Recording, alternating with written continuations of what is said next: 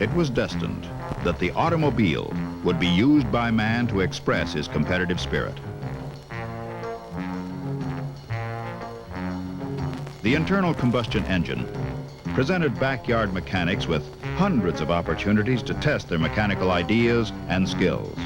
And a new breed of car enthusiasts was born.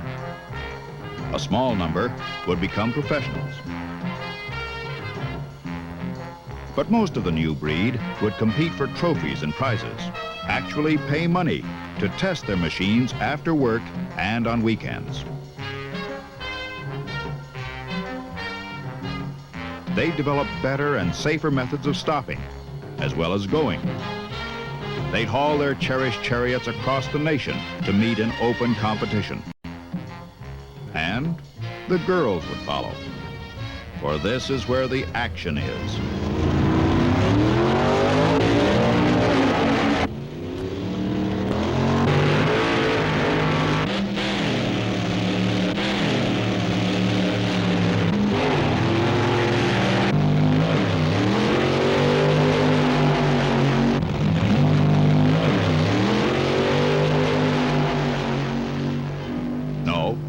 It's not an astronaut leaving for outer space. It's a drag racer heading for the starting line on a strip of asphalt. Drag racers are a unique combination of designers, drivers, car owners, and mechanical genius dedicated to testing everything a car can do in a quarter of a mile. They're the test pilots of the automotive world, the weekend warriors.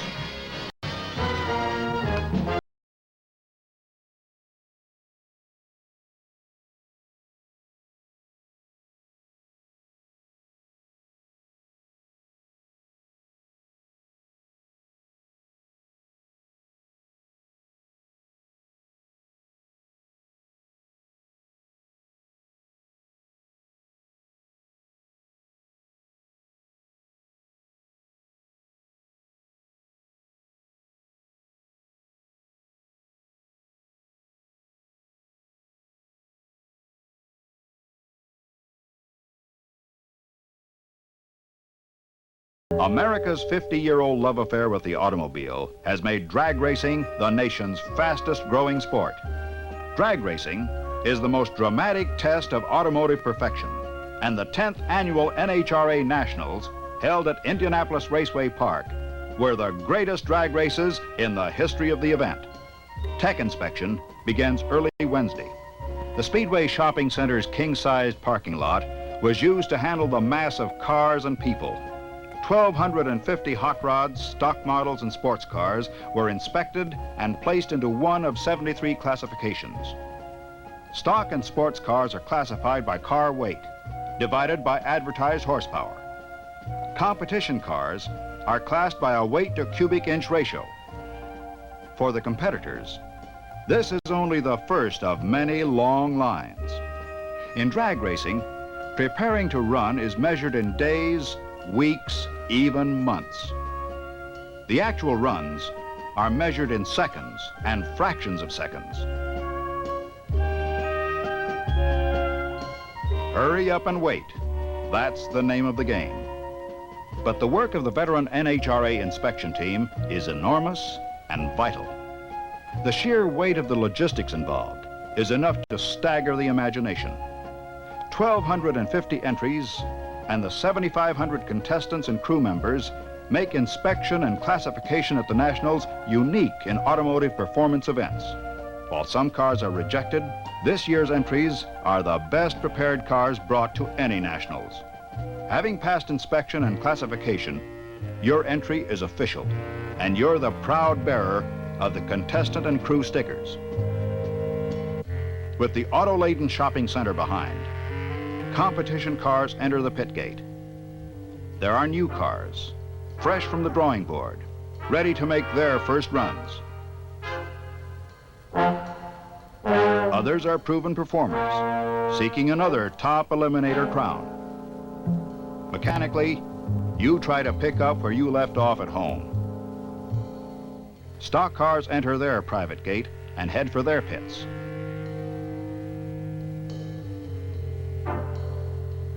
When you feel you're ready to hit the strip, you line up again. This particular line winds up at the staging area, where hard-working officials sort and shuffle the cars into proper lanes. When staging control calls for your special class, you want to be there. There are 1,249 other guys and gals just as anxious to test the traction of Raceway's new blacktop. And this is the moment supreme.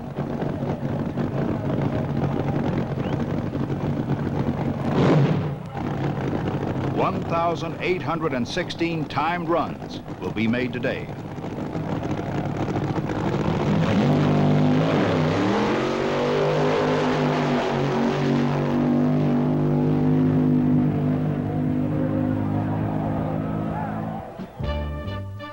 Back at the shopping center, they're still coming in, and will be for 3 days. The tech inspectors continue their search for safety and strict adherence to the rule book. Drag racing is a form of automotive togetherness, a fun activity shared by the whole family. It's a team effort where each individual role contributes to the victory, the excitement, or the bitter disappointment of the day. The inspection area itself is an adventure in mechanical design, ingenuity, and workmanship. And there are other attractions to watch.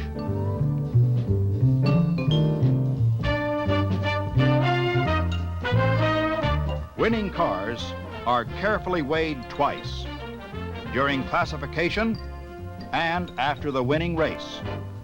And they'd better weigh the same. Before he arrived at Indianapolis, Don Garlits and his famous Dodge-powered Winds Jammer have thrown the challenge to the Fueler field. Earlier in the month, Don cracked the 200-mile barrier, the 4-minute mile of drag racing.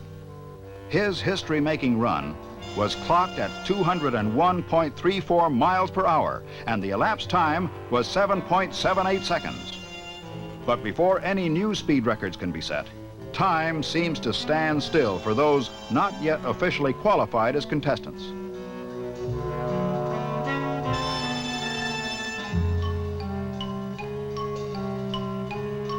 Move them up. Head for the next line. Push and push some more. For a sport that's appraised in horsepower, there's sure a lot of back and foot power involved. While both the stock and hot car pits are beehives of activity, those ready to run are heading for the strip. The tower at the starting line is the control center. A network of electronic equipment is used to ensure infallible accuracy in timing a drag race. As the cars move toward the starting line, the equipment is reset, ready to time the next run. With cars properly positioned, the anticipation starter, the Christmas tree, comes on. On the green go signal, they start, breaking the starting line electric I-beams, which start the time clocks. 1,320 feet later, the cars break the finish line electric I-beams, stopping the time clocks.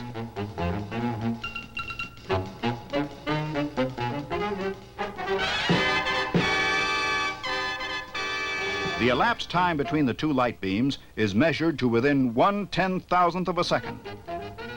Lane lights quickly show the spectators the winning lane.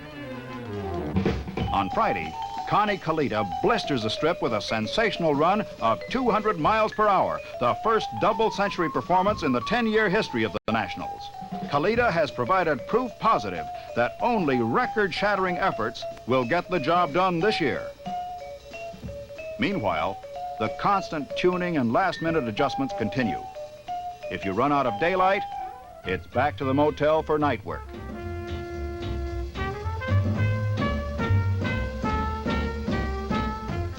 This crew pulled an engine and installed a new one to get ready for tomorrow's class runoffs.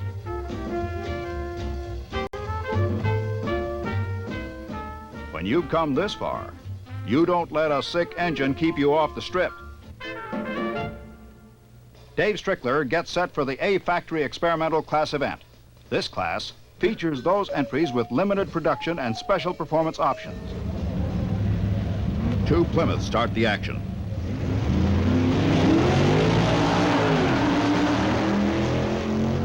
Next up, Bill Shrewsbury and Strickler. Shrewsbury fouls.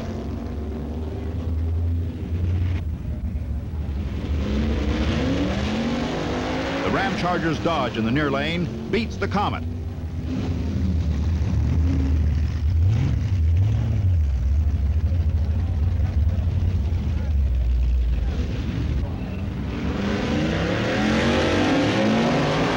Sox wins the Battle of the Comets.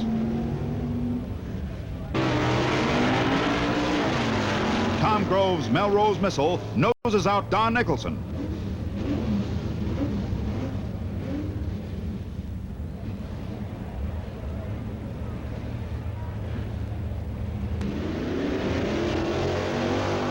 The Cyclone leaves Lonnie Dinsmore at the line as the BFX class runoffs are underway.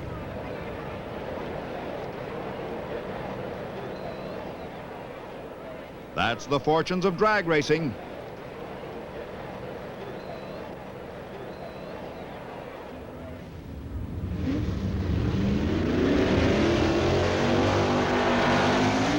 Fred Cutler's Hemi wagon on the way to the BFX crown bests David Lyall.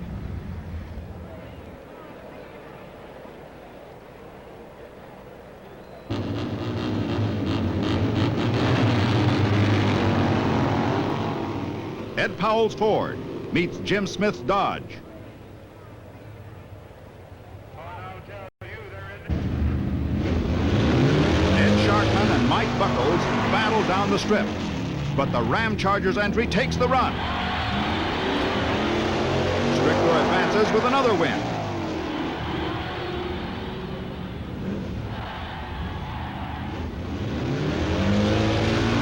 Jake Howard's Comet whips Ronnie Sox.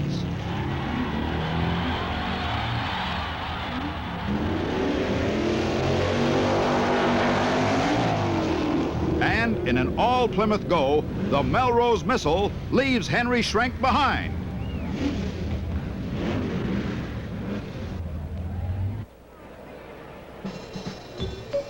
Strickler slams through the gears.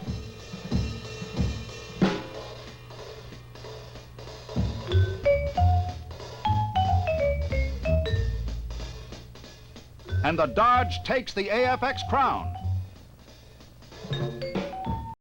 Wally Parks, NHRA president, asks Big Daddy Garlits about the combination he'll use in his quest for his first top eliminator title. Now, Don, to say hello and congratulations and all those good things that are due to you for what you've been accomplishing.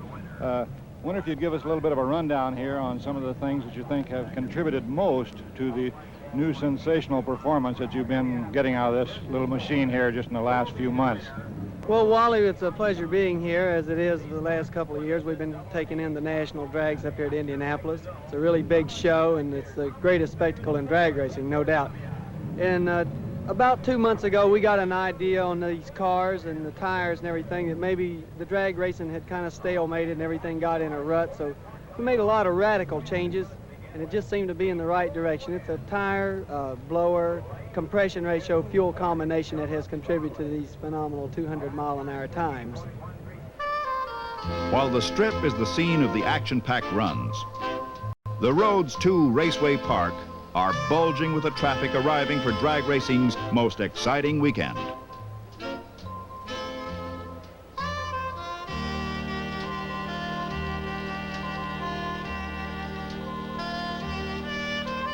Some park outside the new plant. But many contestants take advantage of the camping facilities provided and staffed by the Claremont Lions Club for those unable to obtain housing. For the demand for accommodations for the Nationals exceeds that required for the famed Indianapolis 500-mile Memorial Day Classic. Conservative estimates place the revenue to the Indianapolis area from the Nationals at $1.5 million over a 4-day period.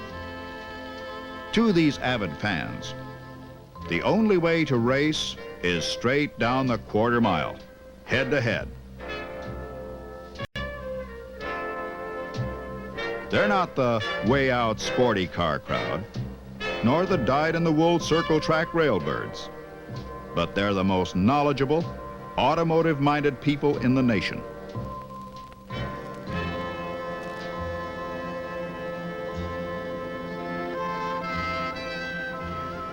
Sunday.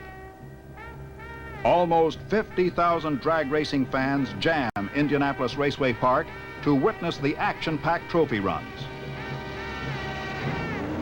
Sam Perriott, 862, takes the AA Modified Sports Car title with a 10.41 ET, top speed 147.54. Maynard Rupp and the Logie Stamping Streamliner number 18 and Bernie Regals meet for the A-Fuel Dragster Trophy.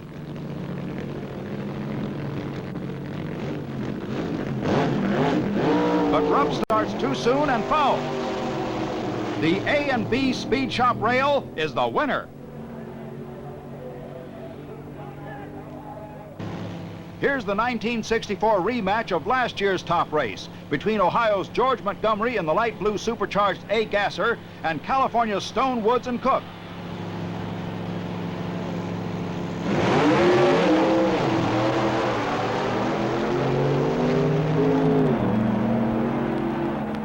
Montgomery takes it again this year.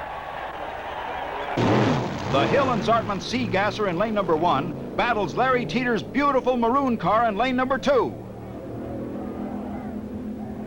Teeter wins the close race. In lane number 1, it's the orange pickup of Eugene Chumbella, Culver City, California, against Jack Merkel from Ridgewood, New York, for the B Supercharged Gas Honors. Merkel quickly leaves his challenger behind, and 10.54 seconds later, wraps up the class title. In the C Dragster competition, number 139 went across the line, stopped. John Lundberg, the voice of the drag strip, describes the action. Fantastic operation. The crowd is really behind this guy. Pushing his car all the way down the quarter mile by hand. And believe me, that 1,400 to 1,500 pounds of that car is going to be awfully heavy by the time he gets to the end of the quarter mile. He's moving towards the finish line now, and in just a second the wind light should go on saying he's completed the quarter mile.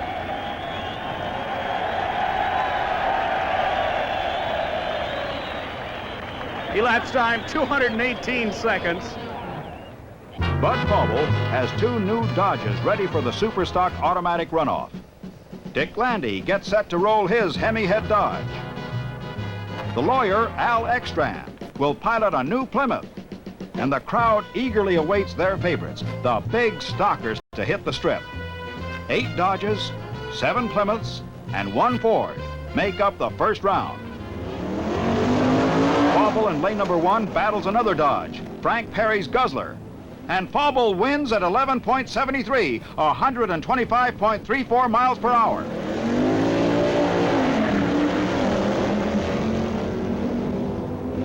Paul Russo in the red Plymouth eliminates Arlen Banky in lane number 1.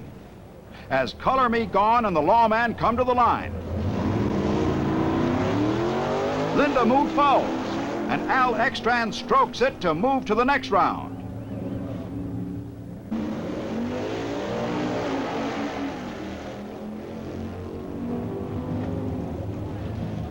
Dick Landy's California Dodge beats Bill Hannion's Plymouth. Forrest Pitcock's Golden Commando makes the next round an all-Mopar show as he shuts off the Bob Showcross Ford.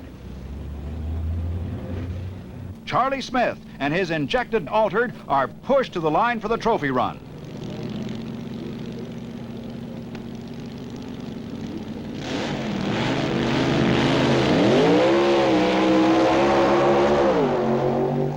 Charlie slams the door on the good neighbor policy as he beats Bill Kidd from London, Ontario, Canada. Chuck Seabrook in lane number 1 fouls, and Kay Sissel of Rosemead, California in lane number 2 becomes the D-Altered King. For top AA Street Roadster honors, it's the Ventura Motor Olds-powered machine against the Yellow Jack 2 from New Jersey in lane number 2. Dick Gazen wins in lane number 1 for the Ventura crew. Only 8 of the big stockers are still in contention for the Superstock automatic crown as Jim Thornton of the Ram Chargers in lane number 1 meets Jerry Austin and the Nice Guys in the far lane.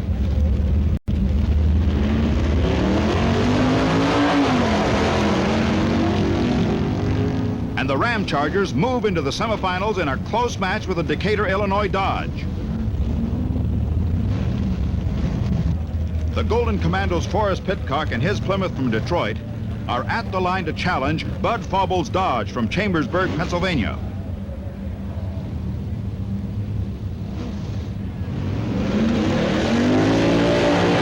And Pitcock takes it with an ET of 11.57. Top end speed, 126.70.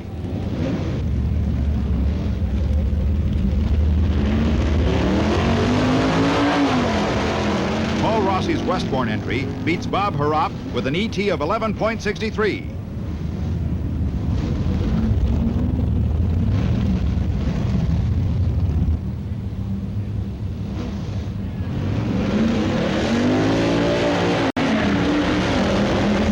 Virginia's Dan Smoker wins over John Dallafure from Michigan. The B-modified production trophy run is at the line. And Jesse Piatt's Corvette wins the class honors with an ET of 12.12, beating Ken Vogt's Ford.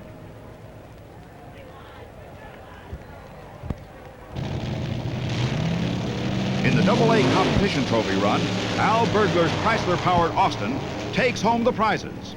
Top end speed, 170.45, and an elapsed time of 9.11. That's moving down the strip. Mercury Comet running in B-fuel dragster class.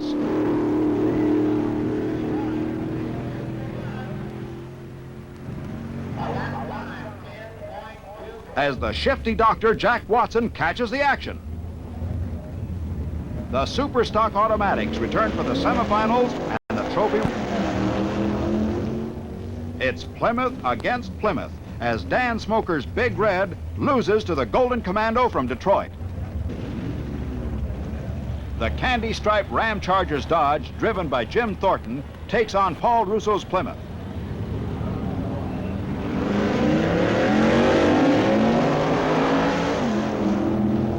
Thornton wins it with a top speed of 128.93 miles per hour and an 11.26 ET, and moves into the finals against the Golden Commando, driven by Pitcock.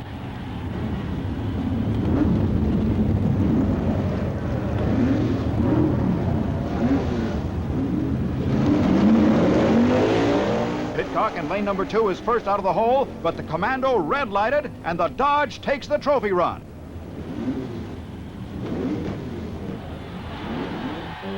Meanwhile, the dragster pit area is still the world's busiest open-air garage. The smell of nitro fills the air as the crews fill the small fuel tanks with their private brands of pop. Wherever possible, fuel tanks and fuel lines are located ahead of the engine.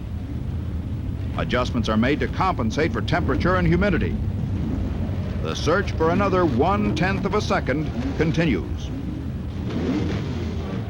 This year, dragster drivers are required to pass a driver's test and receive a special driver's license before they can compete. A succession of class winners delight the eager fans. The AA gas dragsters are next on the line. Roy Davis in lane number 1 meets Ron Abbott in lane number 2. Davis puts Abbott on the trailer with an ET of 8.72 seconds. In the trophy run, Roy Davis in the near lane meets Pete Robinson from Atlanta. Davis blows, and Sneaky Pete's the victor. Staging control calls for the Superstockers. Butch Leal, the California youngster, takes on the High Risers Thunderbolt.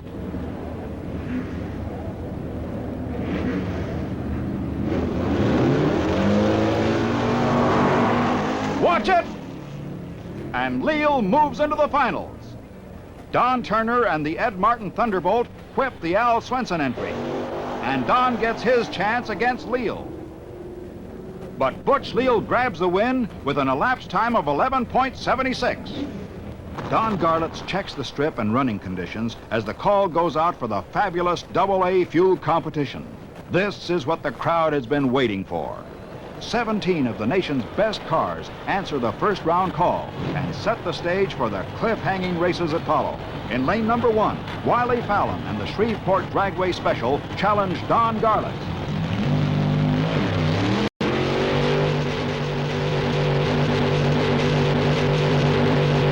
Fallon counted the yellow lights, but never saw the green. He fouled as Garlits covered the quarter mile in 7.80 seconds. Joe Schubeck in the far lane and Jim Dunn in the near lane. As a slow motion camera records the start line drama,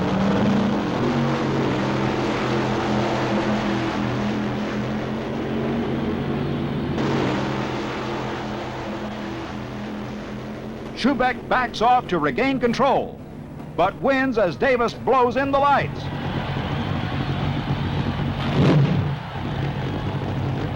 Next up is Connie Kalita in lane number 1, and Bobby Bodnick, last year's top eliminator, in lane 2.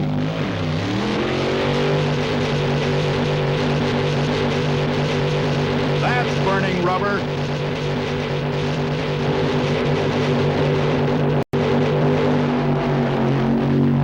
Traction's the name of the game. Here's Odie's flaming AA Alders.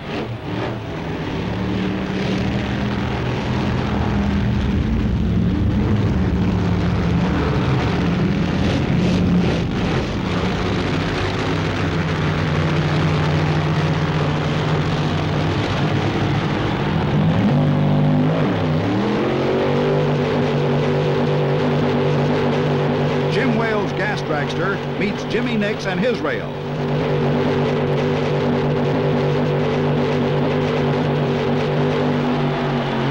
Oklahoma City's Jimmy Nix wins it.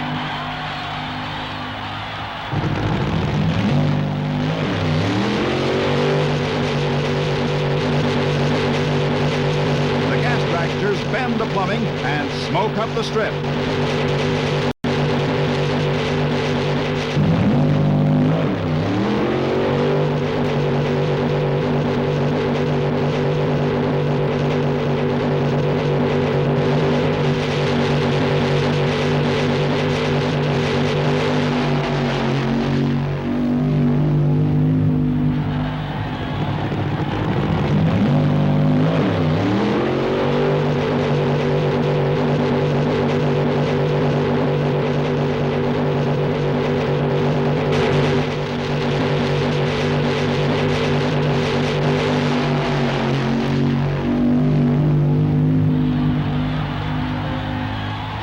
After each class win, the winning cars are reweighed, re-inspected, and a fuel test is made.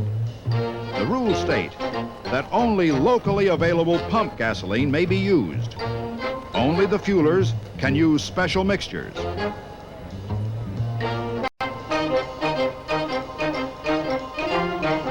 For various violations, 8 class winners were disqualified after the post-race teardowns.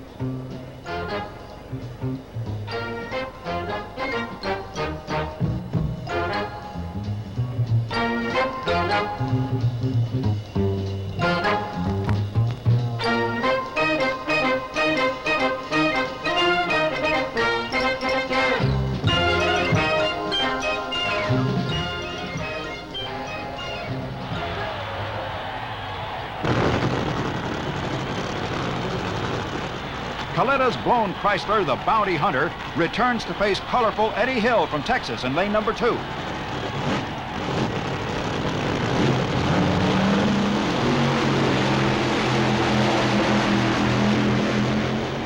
Connie lights the fuse and blasts into the finals against Garlits.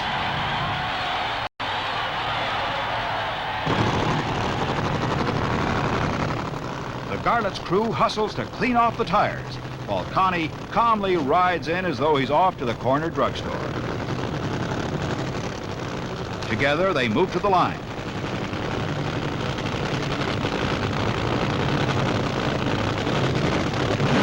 Christmas tree starts the countdown, and they're off. At the halfway point, they're side by side. Garlits wins with an ET of 7.77 and a speed of 198.22 from a standing start. Bernie Regals from Malden, Massachusetts, receives the A Fuel Dragster Trophy, awarded to all 73 class winners. The class winners shared in more than $44,000 in cash and prizes. George Montgomery, with his Chevy-powered A-gas supercharged bomb, is king of the gassers. Al Bergler of Detroit was the AA competition class winner. The Zot 2 crew from Atlanta take home the AA altered loot, while Lauren McComb's Ford-powered winner is the B Street Roadster winner. Dick Thornton of the Ram Chargers receives congratulations and awards on his Superstock automatic victory. Dave Weber and the Pussycat from Cleveland, Ohio, takes B competition honors, and Sam Cunningham's Corvette is the top C modified sports car. Monday, final eliminations day.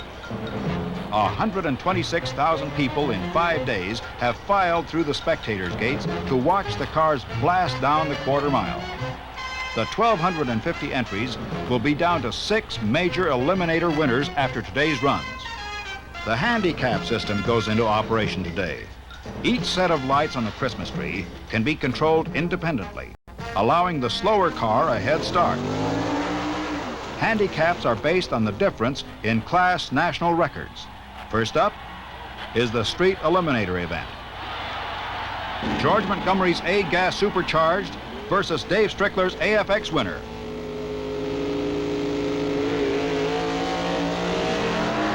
Strickler gets the head start. Montgomery chases him. And Montgomery blasts by to win. In the final, it's 9:30 Ralph Holloman and his C-modified production class leader against Lunati. Joe Lunati from Memphis takes a quick lead and becomes a street eliminator for 64. Here's John Lundberg again.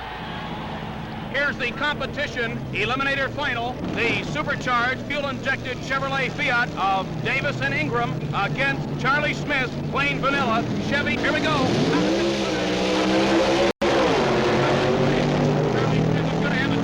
From the rear, Davis and Ingram still out of the lead. Charlie Smith coming on.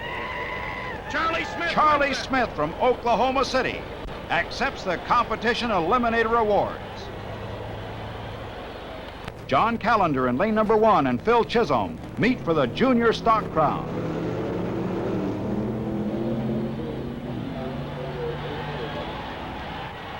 Callender reached the finish line first, but topped his own national record by more than the allowable 1/10 of a second. Junior stock eliminator honors are awarded to Phil Chisholm. The stockers move to the line for the first round eliminations. Arlen Banky in the far lane lines up against John Dallafjord in the all Plymouth Gold.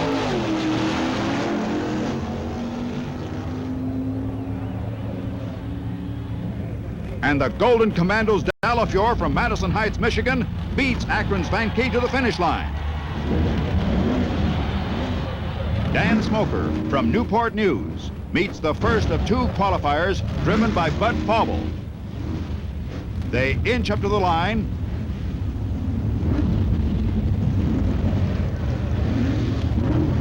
Count the lights and go.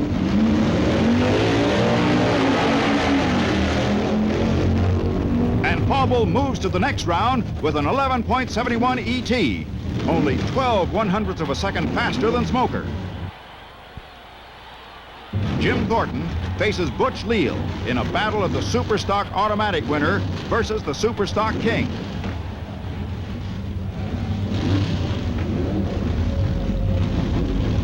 Buster Couch punches the button, and they're off.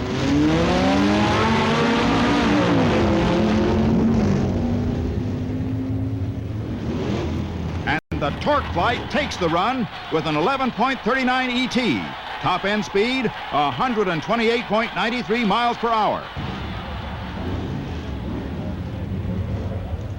Al Ekstrand in lane number 1, and his lawman Plymouth run against Pitcock's Plymouth in a Detroit run. Both pedals are down as they wait for the green.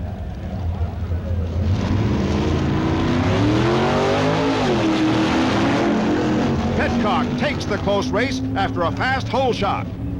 ET 11.52, speed 128.02. Strickler in the near lane races Bob Harrop's Flying Carpet.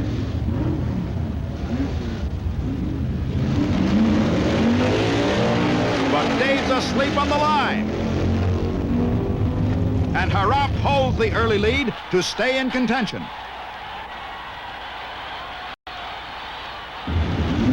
Hank Taylor in the far lane draws Dick Landy's gray Dodge. Texas Hank is one of the youngest drivers at the Nationals, just 15, and facing the class veterans.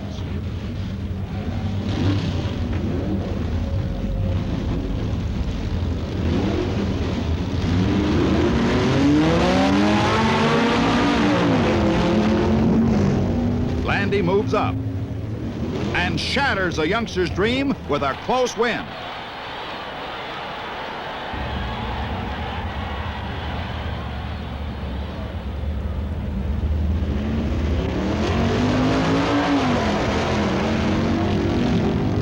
Color Me Gone leads the length of the strip to eliminate Bub Fauble's honker.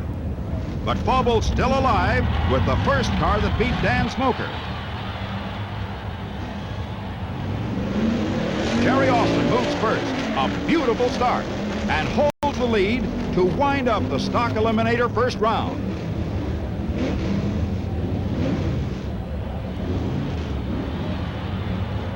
Time slips are picked up by the contestants after each run. Linda Mood's 11.47 ET and top end speed of 127.65 is recorded on his win over Fauble. Mrs. Marianne Foss gets the news that she's won the D Stock Automatic Class Award as the Stockers return. The Golden Commando in lane 2 moves first, followed by the Ram Chargers. But Pitcock cuts the green too close, and Thornton wins with an 11.40 ET and a top end speed of 128.20. Jerry Austin in lane 2 and Roger Lindemood in lane 1 bring the second round to a close. Austin leads the length of the strip, but is fouled and Color Me Gone advances. As the Stockers head back to the staging lanes, the top gas eliminator finalists arrive. Goldhoff in lane number 1 moves first with a beautiful start, but Collette opens some daylight and hits the finish line first with an 8.49 ET and a top speed of 182.54. Collette moves into the final against Pete Robinson.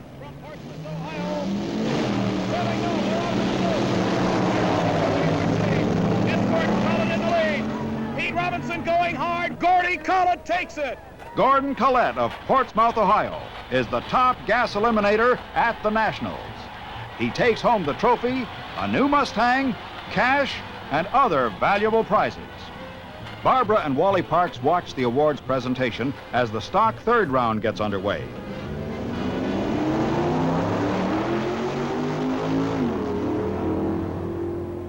Jim Thornton, with an ET of 11.49, sends John Dallapure home early. Roger Lindemood and Dick Landy roll to the line.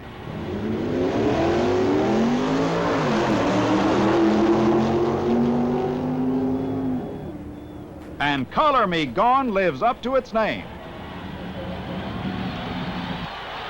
Now at the present time, Thornton defeated Fauble, and Lindemood made a single run, and the stage was set for an all-Dodge final. in the semifinal round, the Ram Chargers ran 11:31 and Color Me Gone ran 11:45. The next sound you will hear will be that of the Mr. Stock Eliminator Run here at Indianapolis Raceway Park. Out of the chute they go. It's a good start.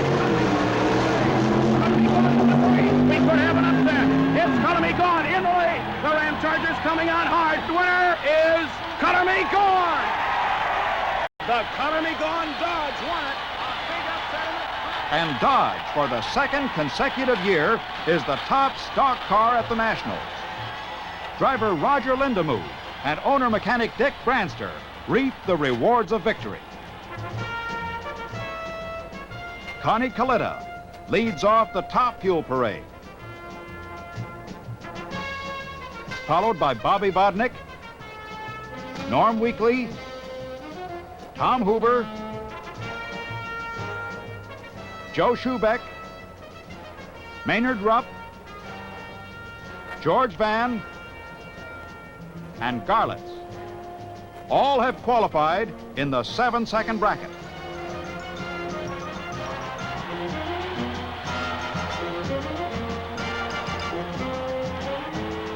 Included in the first round was the Hoover versus Kalita match. Tom Hoover against Connie Kalita.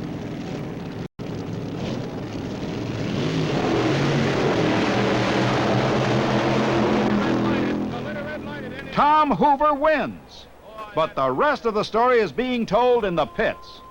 The first round runs have taken their toll. 3 of the 4 semifinalists are in the pits for repairs and may never return to the strip again today. Joe Schubeck must replace a rear end. The frantic 4, Weekly, Rivero, Fox, and Holding, have stripped number 71 down to the bare chassis. Tom Hoover blew an engine on the win over Kalita. Williams joins the other 3 in the pits after a tremendous solo run with a $half size hole in one of the big pistons. Crew members are joined by competitors. Everyone in the pits offers whatever is needed: tools, parts, or a strong back. After 5 wild days, they're still building cars at the Nationals. Only Jack Williams makes the call to challenge Garlits and the Winds Jammer within the allotted time.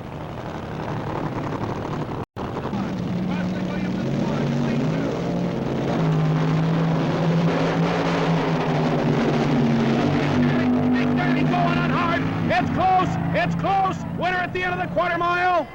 Don Garlits wins it. Don Garlits wins it. And the crowd goes wild. He was definitely ahead. And then all of a sudden, the baby came on and said, zap, half a car. Zap, half a car. And that's the story of drag racing. Well said by Don Garlits. Zap, it was half a car. Big Daddy's record-shattering run is a fitting climax to this, the 10th annual NHRA National Championship Drag Races. But there's one more act before the curtain comes down. Norm Weekly comes to the line, ready to race, but not within the time period previously announced by the officials.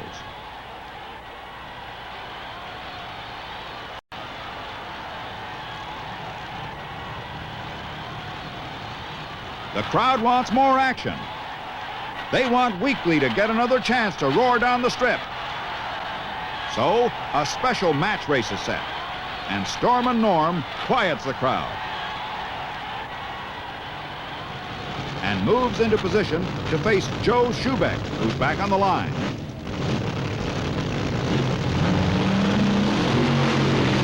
And they're off. Weekly moves to the front quickly, but Schubeck's in trouble. He's lost a wheel. Weekly's the winner in an extra event that'll not be soon forgotten.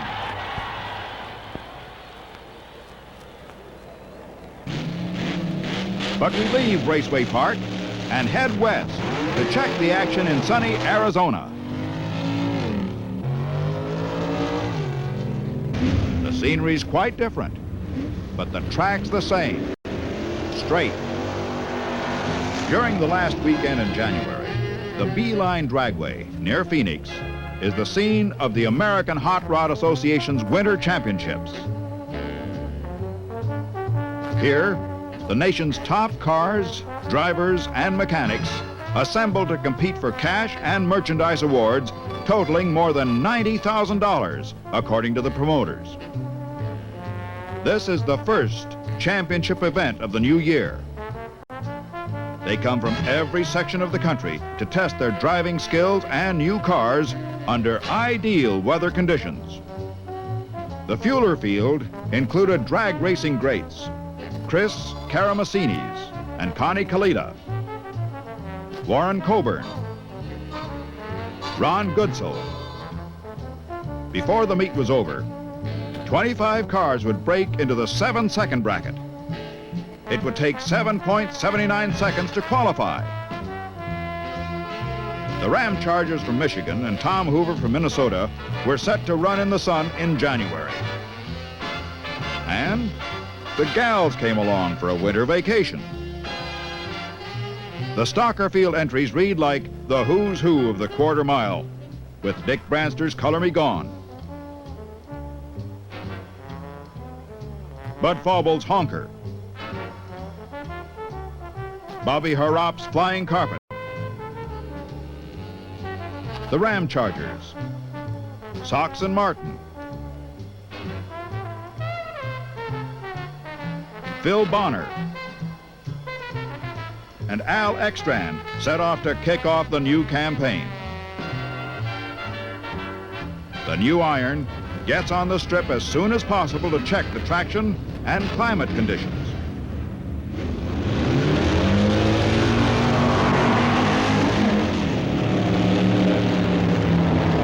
Even a flying bike makes an all-out run.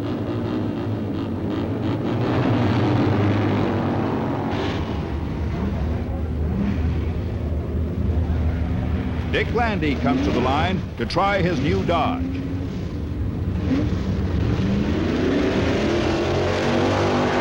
Watch it. Lots of traction, but he can't keep it straight. Dave Koffels' Maloney Motors Plymouth takes its turn. Followed by Ronnie Sox.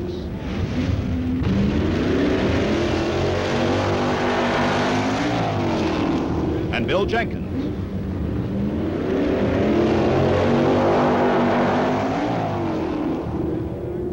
But before the stock class runoffs begin, the 16 cars with the lowest elapsed times parade before the eager spectators. And the competitors share the interest of the fans, for this is the first time out for the new models.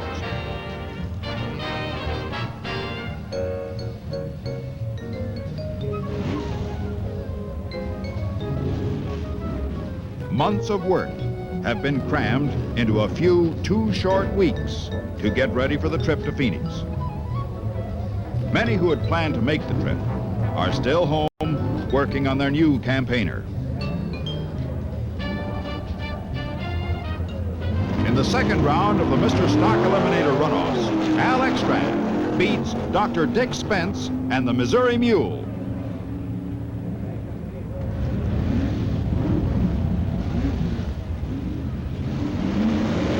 Roger Lindemann whips Milton and Snow, who redlighted.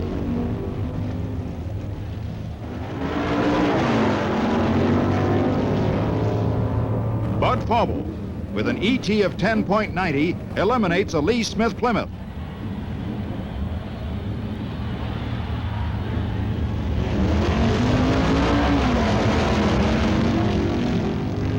And the Ram Chargers Dodge completes the round with an impressive win.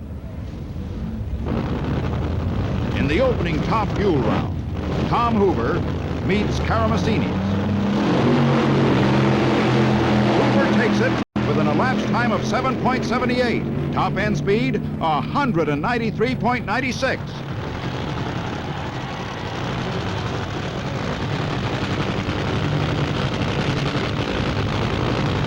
Connie Collitta's Ford-powered rail meets the Batto Valenti entry. But all of the action's not on the strip. The Stockers are back as Al Ekstrand, in the near lane, meets the Ram Chargers. And Ekstrand wins easily. Getting adjusted to a different go signal creates some start line problems.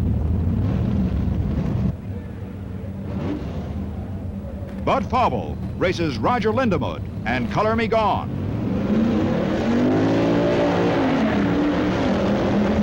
And Fauble leads the length of the strip.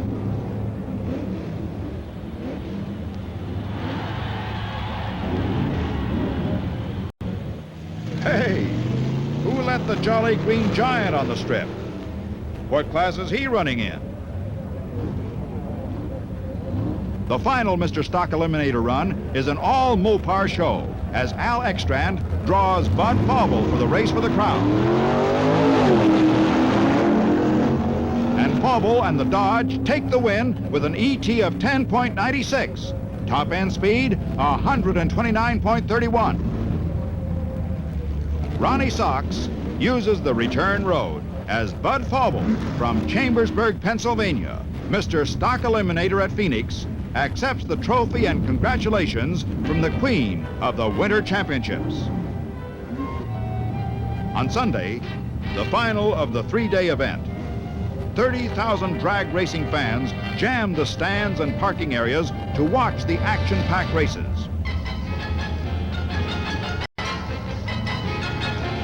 More than 50,000 spectators have seen close to 100 new records established. First up, the Ultra Stock Trophy Run. Dick Landy in the bar lane versus Butch Leal. And Leal takes the class honors in one of the first funny cars seen in a drag race. Two new Dodges meet for Superstock automatic honors. And it's another classic Ram Chargers Color Me Gone battle.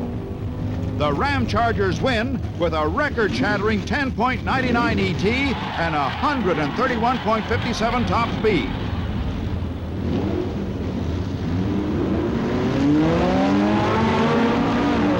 Dave Strickler in the near lane captures a Superstock title with an 11.13 ET as his opponent breaks a drive shaft on the run.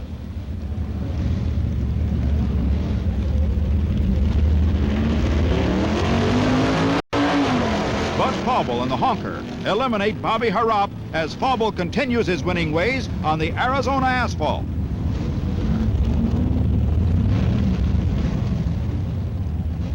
The Star Hickey Ford in the near lane races the Golden Commandos Plymouth.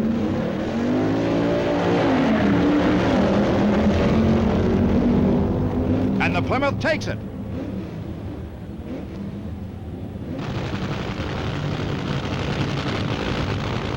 In the Top Mule second round, it's Ron Goodsell in the near lane and Danny Ongeis at the line.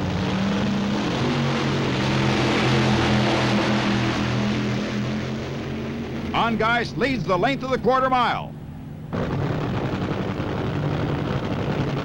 Next up, Tom Hoover and Warren Coburn.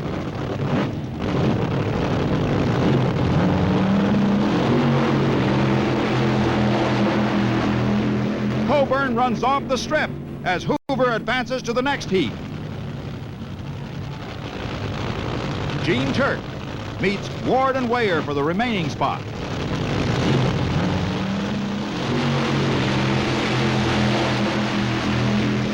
And Turk wins the close duel with a 7.77 elapsed time. In Superstock Automatic, the Finner Tubbs entry meets Bill Jenkins in the far lane.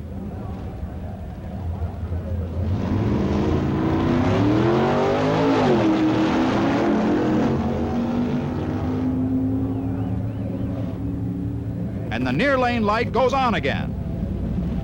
Bill Flynn and the Yankee Peddler in the near lane faces the Dragon Doctor Dick Spence.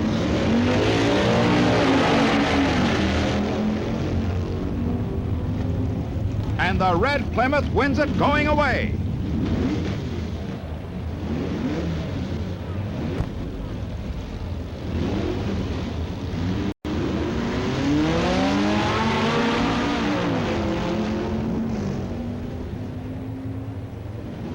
Dick Housey beats Dave Koffel to the finish line in a showdown at Phoenix.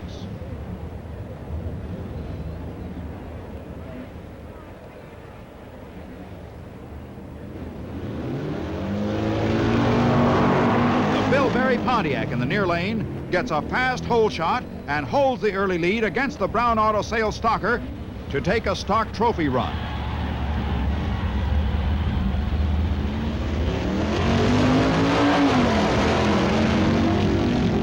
Finner Tubbs advances against Dick Spence as the red Missouri Mule blows in the lights.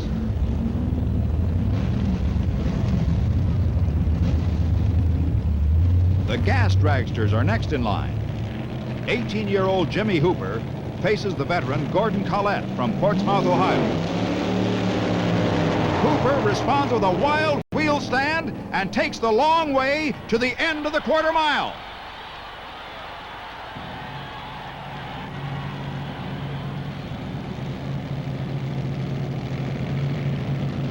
The Herrera-Caudell goer runs against Pete Robinson, the engineer from Atlanta.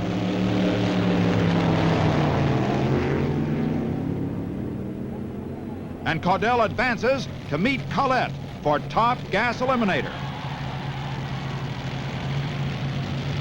Collette, number 13 in the near lane, follows Caudell's beautiful start.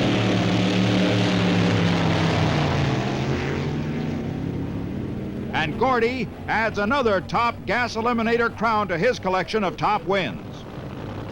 Don Garlits in the near lane meets Indy driver Art Malone in the fueler run.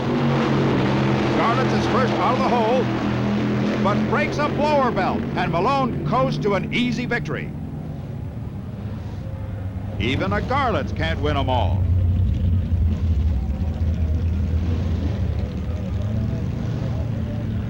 Don Wellington's Red Dodge and Forrest Pitcock's Plymouth run for B Sportsman class honors.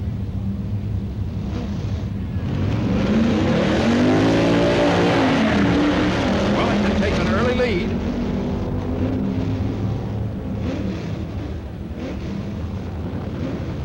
And holds it to take the trophy. In the top fuel semifinals, Hoover draws Ongeist.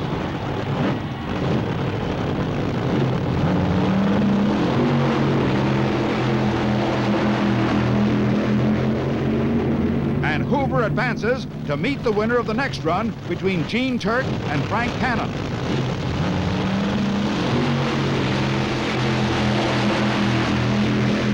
Turk puts Cannon on the trailer and moves into the final with an ET of 7.68.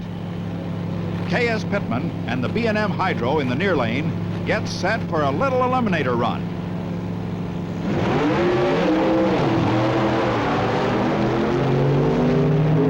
Pittman beat Clyde Wilson, Johnny Loper, and Don Tora on his way to the little eliminator crown.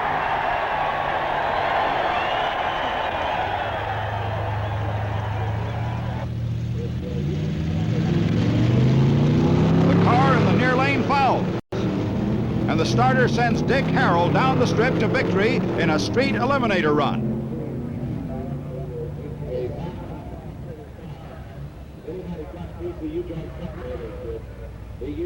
Dick strokes it for an easy win and returns to meet Herrera and Son for the title.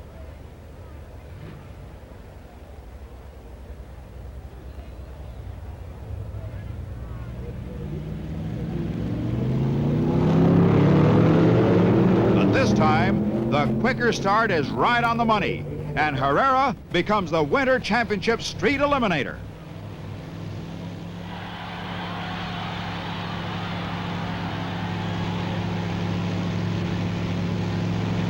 K.S. Pittman likes the near lane and flows by another car to take the little eliminator prizes with a run of 10.10 and a top end speed of 141.06.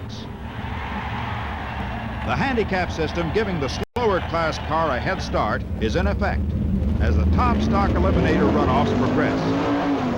Dave Strickler's Dodge runs against Butch Leal's new Plymouth. Strickler holds a handicap lead as Fauble and the Ram Chargers return. Yesterday's big stock winner, Bud Fauble, fouled, and the Ram Chargers' Mike Buckles will meet Strickler in the semifinals.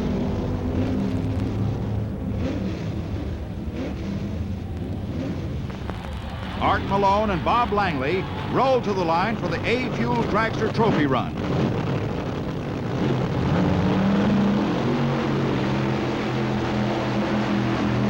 And Malone takes it with an ET of 8.74. Ed Terry delights the Ford fans with an impressive win in the middle stock eliminator event. The Mustang's time was 12.28 and top speed was 105.75. The farmer, Arnie Beswick, looks like he's on a solo run, but overtakes the T-Bird on a sportsmanator dash. Beswick's time, 11.11.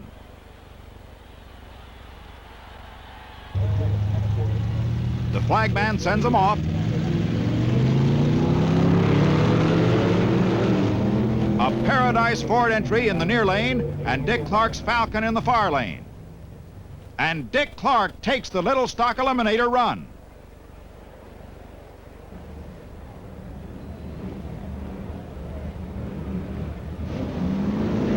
The Bob Ford takes an early lead, but Beswick's storming Pontiac roars by for a sportsman eliminator victory.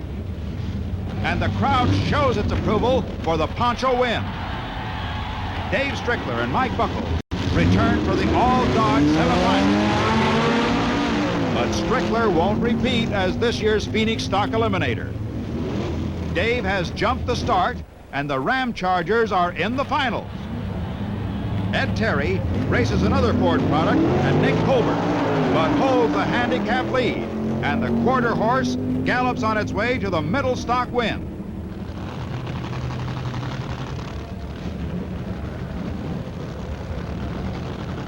Top Fuel Eliminator final between Tom Hoover and Gene Turt follows the stock car run.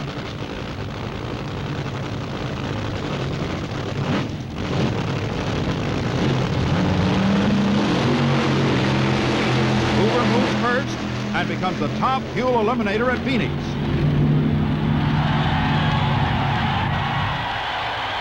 And the crew's a happy bunch as they follow him down the strip.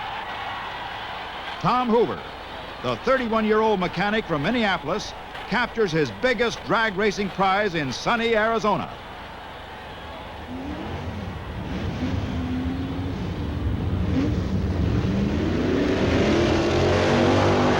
Then Terry and Brent Burge meet in the middle stock eliminator final.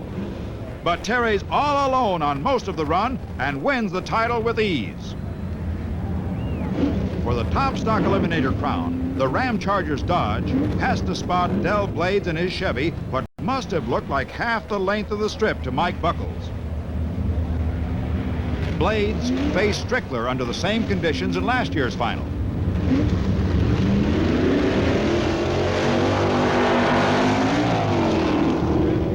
But the Dodge quickly catches the Chevy and Blades, and Dodge, for the second consecutive year, is the top stock car at the Winter Championships.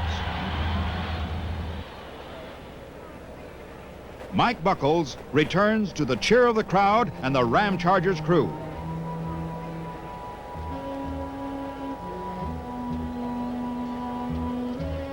While Tom Hoover collects his trophy from the Queen.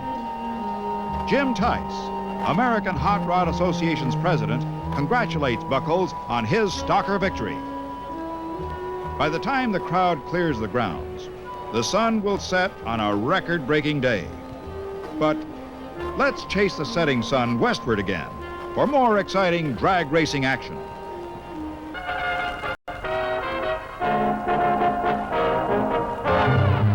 For the auto enthusiast, one of the biggest, most exciting events of the year is the Winternationals, held in Southern California. This meet is the first in drag racing's Triple Crown and marks the start of the drag racing season. The action starts with a custom auto fair at the Pan Pacific Auditorium.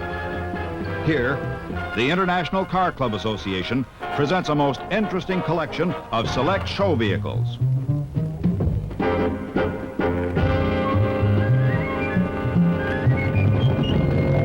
The following weekend, the National Hot Rod Association stages its Winternational Championship drag races at the Los Angeles County Fairgrounds. More than 600 top cars and drivers from all parts of the nation kick off the big-time drag racing season.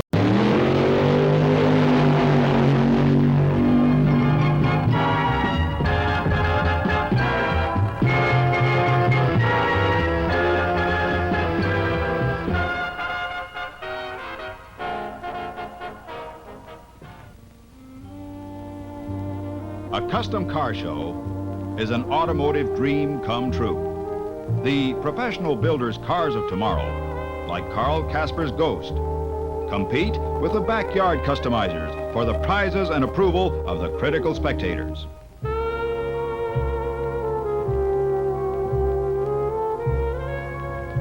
The $30,000 Cosmo Ray by Barris is an exciting example of the fresh styling concepts created by the special car builders.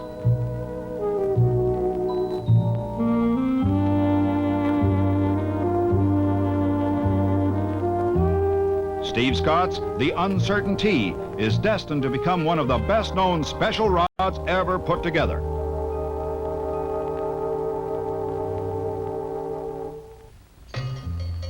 Sheer craftsmanship is featured in a world where painstaking attention to detail is taken for granted.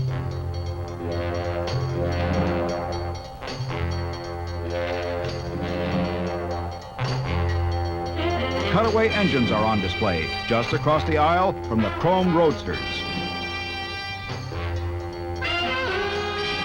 Many cars feature a successful blending of traditional coachwork and contemporary customizing. Leading manufacturers supply technical know-how and support organized drag racing as a sport. They exhibit their product lines at the car show.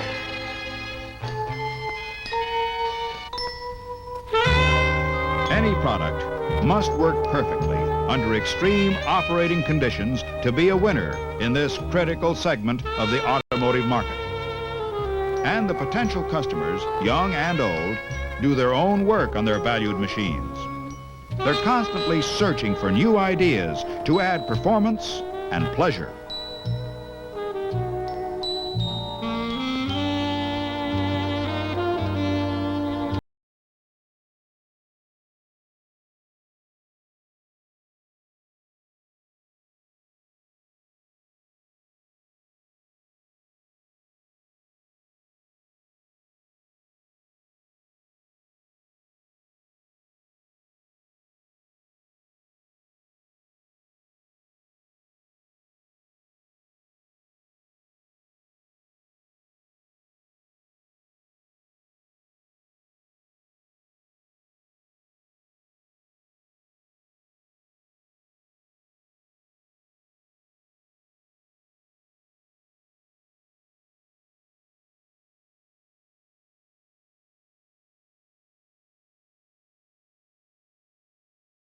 Starting line by using the anticipation starter on display.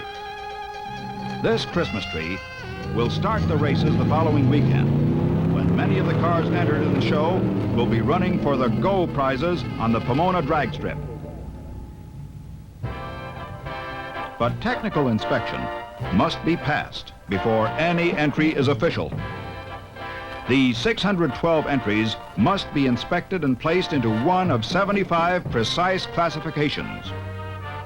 Each car entering the event is subjected to a thorough front-to-back inspection.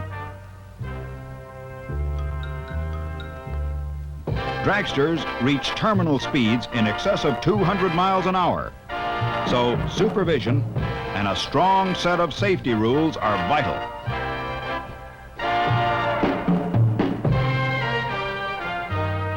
Factory experimental classes have been established for entries equipped with limited production and special performance options. As soon as inspection and classification are completed, the wizards of the wrenches head for the pits to make vital last-minute adjustments.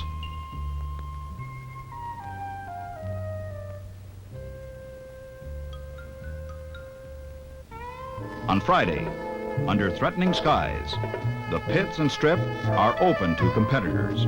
Connie Coletta unloads his new Ford-powered AA fueler. Gordon Collette moves to the gas dragster staging lanes. And Earl Poet gets set to test the traction of the Pomona quarter mile.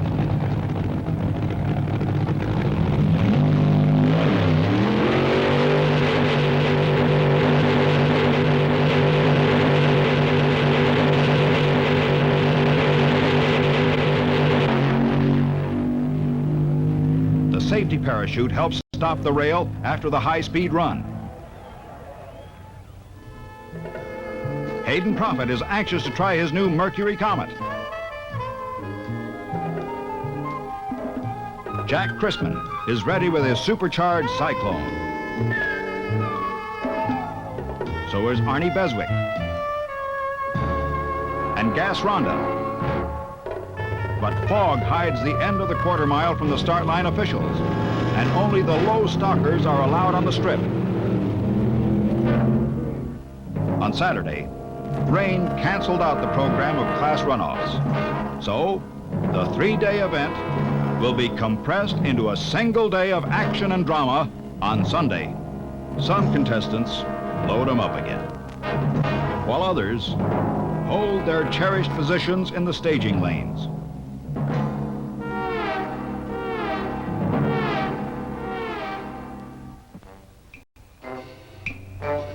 On Sunday, 65,000 drag racing fans witness the exciting competition that will run from 7 a.m. until sunset. 70 fuelers battle for the 16 starting spots in the top fuel eliminator contest. They're also shooting for the 206.88 miles per hour top speed record set by Don Garlits earlier in the week. They match their reflexes with a Christmas tree.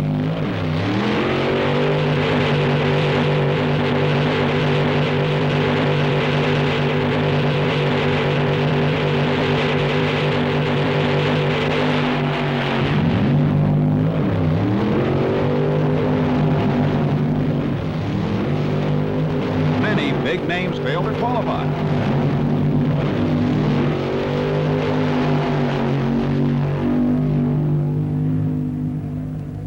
Coletta qualifies with an ET of 7.82 seconds. This is what the crowd came to see. The new factory experimentals in head-to-head races. In the first Ford versus Plymouth match, Gas Rhonda's red Mustang meets Al Extran's Plymouth.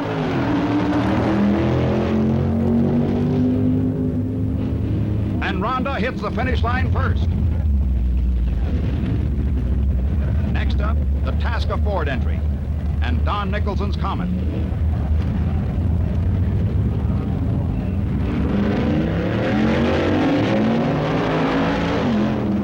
Bill Lawton's Mustang takes the win as Nicholson's in trouble.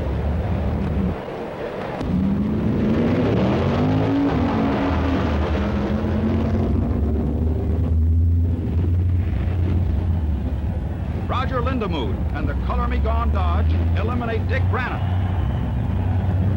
Number 612, Hayden Prophet, meets Phil Bonner.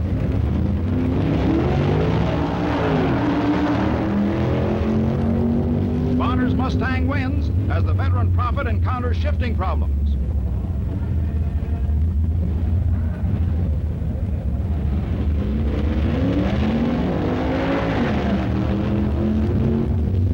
Tom Grove's Plymouth beats Arnie Beswick to the end of the quarter mile. Top gas eliminator runs are next on the line. Class requirements for fuelers are the same as those for gas dragsters, with one exception. The fuelers use alcohols, nitromethane, and other exotic fuels.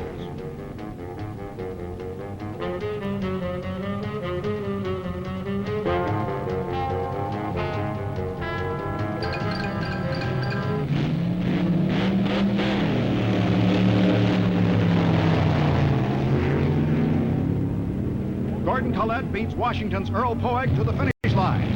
Earl's top-end speed was faster than Collette's, but his ET was almost a quarter of a second off the pace.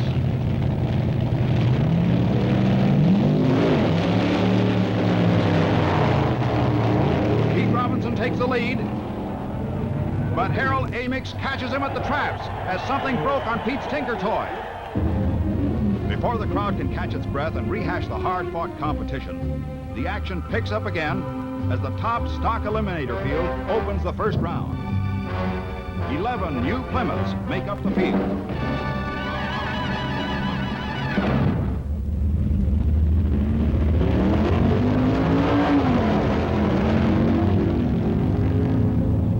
Paul Rossi from Michigan beats Bill Andrews and the only stick shift car in the field.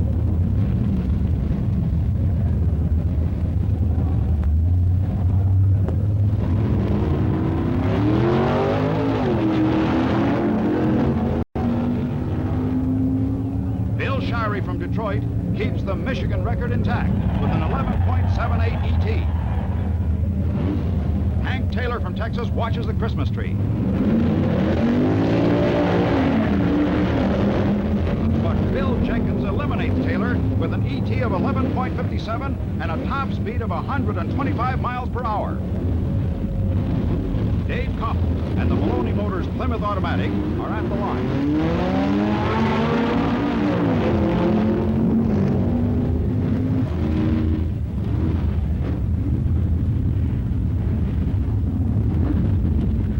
Koppel beats Bill Flynn in a tight race.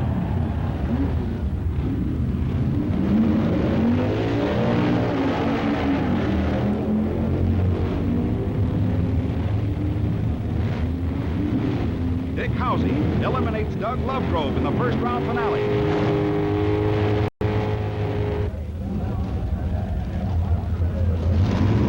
After the Highlander and the Missouri Mule had moved down the stretch, the winning time was 11.69 seconds and the top end speed 123.62 miles per hour.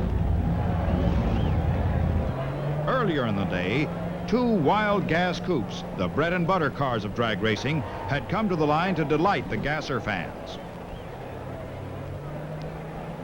It's number 286, the A-Gas supercharged goer of K.S. Pittman in the near lane, and the Alzer Finders and Kibbles mover in the far lane.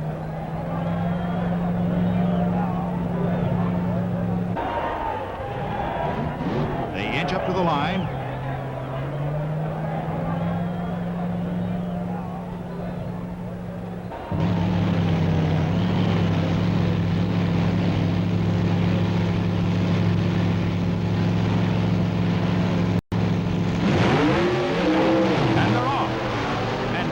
Leads the length of the strip.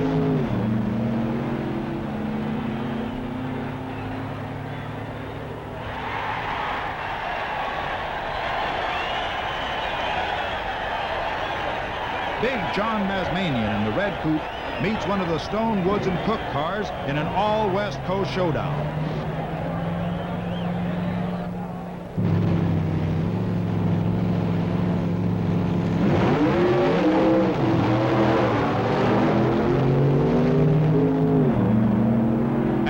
Woods and Cook win it going away.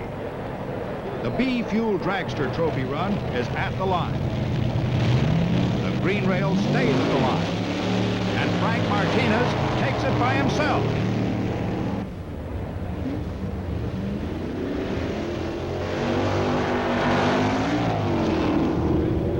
Bill Hopper's Ford has the strip to itself as the Whittier Californian takes the B Factory Experimental Class honors on a solo run as the second round for Top Stock Eliminator gets underway.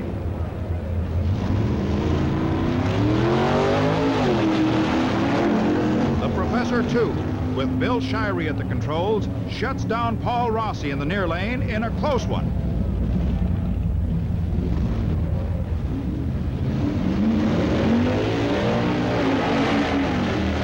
Bill Jenkins, the mechanic turned driver in the near lane, beats Dr. Dick Spence to the lights.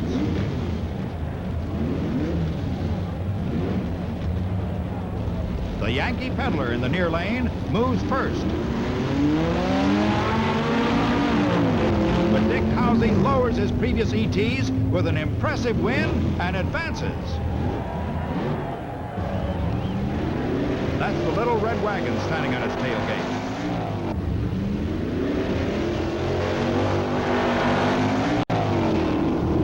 The Dodge pickup truck was converted to racing and is powered by a 425 horsepower V8. The wagon pioneered a trend in exhibition cars.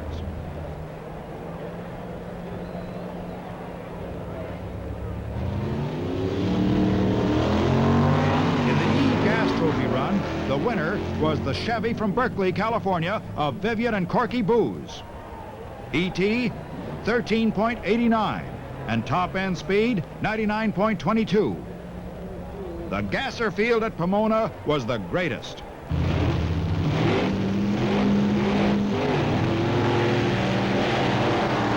Charlie Smith, comes from behind to take the A Altered Class Awards with a 9.85 ET over Victor Rossetti from Los Angeles.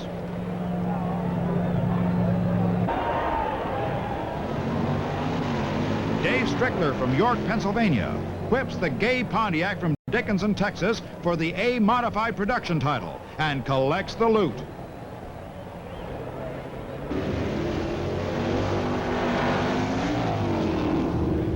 Ernie Dutra and the Hemi Wagon battle for the B Modified Production Class honors.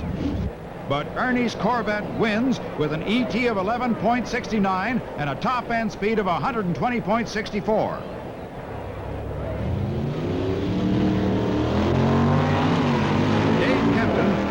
Plymouth from Arcadia, California, wins the race to the lights over the Ford Stalker to win the C Stock automatic crown.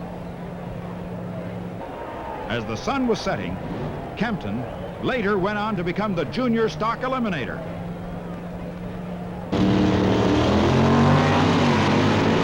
The T-Bolt in the near lane takes a class win from a Bob Ford entry.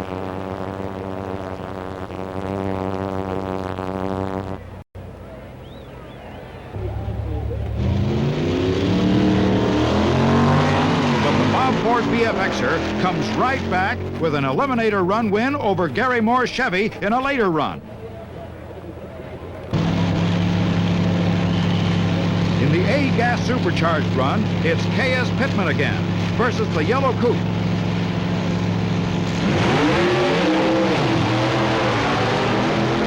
But Pittman blasts by to take the run, having whipped an outstanding field along the way.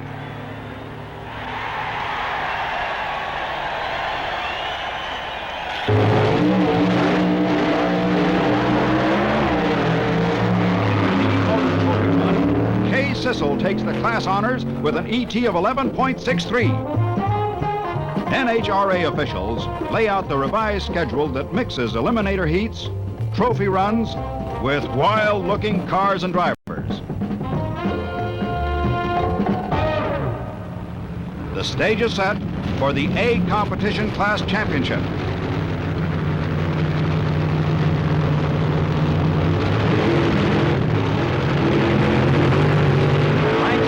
Oklahoma City takes the trophy run with a 9.54 ET, top end speed 155.97 as the top fuel eliminator first round begins.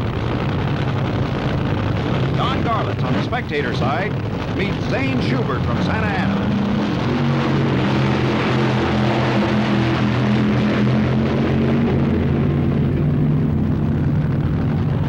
Big Daddy Garlits hits 203.16 to put Schubert on the trailer. It's Bill Alexander in the far lane and Tom McEwen in the near lane. McEwen moves first, but is fouled, and Alexander's 16.68 ET is good enough to win. Jack Williams, last year's Fuel King, beats Rick Stewart. Williams leads the length of the strip, but has red lighted, and Stewart's declared the winner. Connie Kalita moves up to face Don Yates and the Ram Charger's Dodge-powered dragster.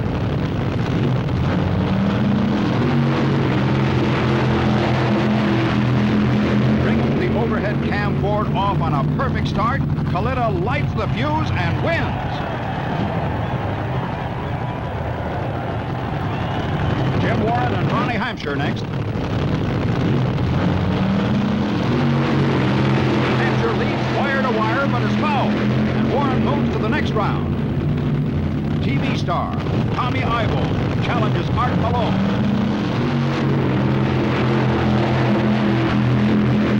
Ivo roars by, but the street side red light is on again. Prudhomme and Redford were scheduled for the final in the opening round, but the Texas car failed to fire, so the officials waved Prudhomme to the soul.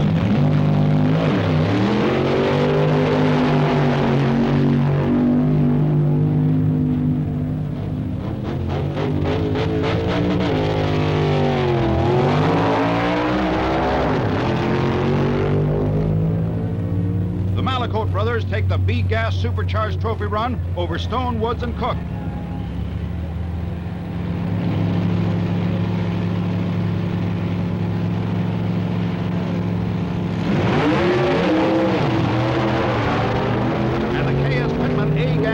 car's coupe blows by another Stone, Woods, and Cook entry for the class honor. The Superstock automatics return for the Mr. Stock Eliminator semifinal. Dick Howsey's Detroit entry meets Dave Koppel's Ohio Stock.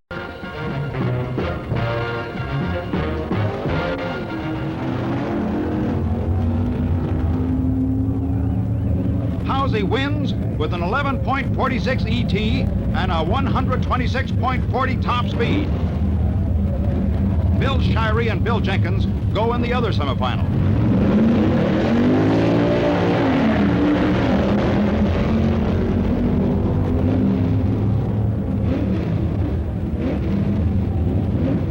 Jenkins lowered his elapsed time to 11.41 as he moves into the final against Howsey.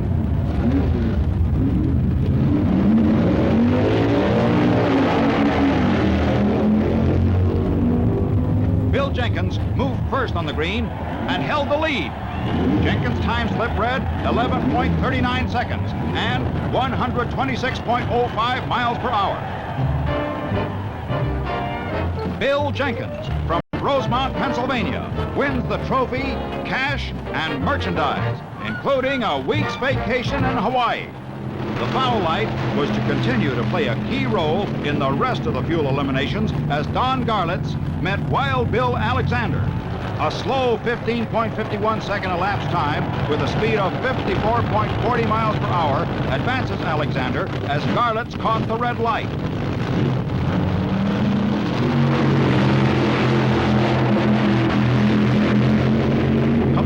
Beat Art Malone down the strip to end the top fuel second round.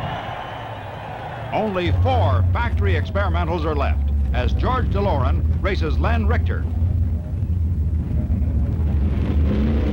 DeLorean fouls, and Richter is the winner. But Len popped something as he struggled to a 23-second ET. Tom Groves and the Melrose Missile met Bill Lawton in the other semifinal.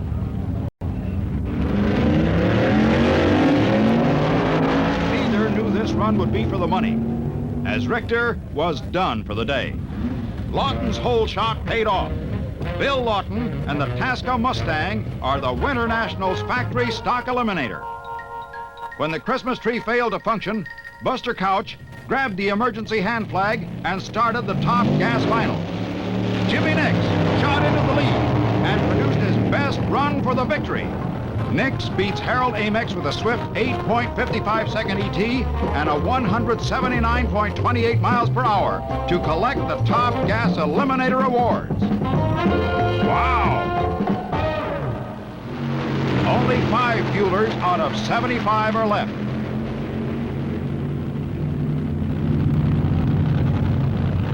Rick Stewart in the near lane draws Danny Ongeis. Ongeis picked up his 3rd double-century run, but it was canceled by a red light. Kalita talks with the officials, while Prudhomme waits his turn in the line.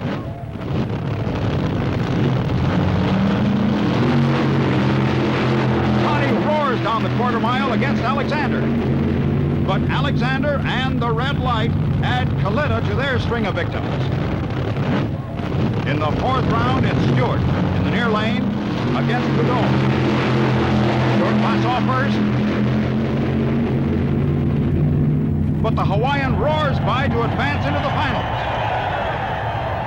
The handicap system is in effect for Street Eliminator. Bill Hopper, the CFX winner, gets the head start.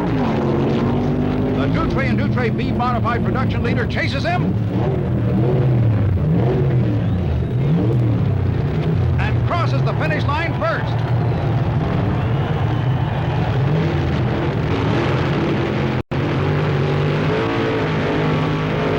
Chico Brasini's B dragster meets Charlie Smith's winning A altered for competition eliminator. Chico stays in front to win. Only Don Prudhomme and Bill Alexander remain for top fuel. On the green, Alexander starts first. Prudhomme blasts into the lead at the halfway point and wins the top fuel crown. Don Prudhomme and the crew of the Hawaiian receive the cheers of the crowd and the fruits of sweet victory as the Winternationals top fuel eliminator.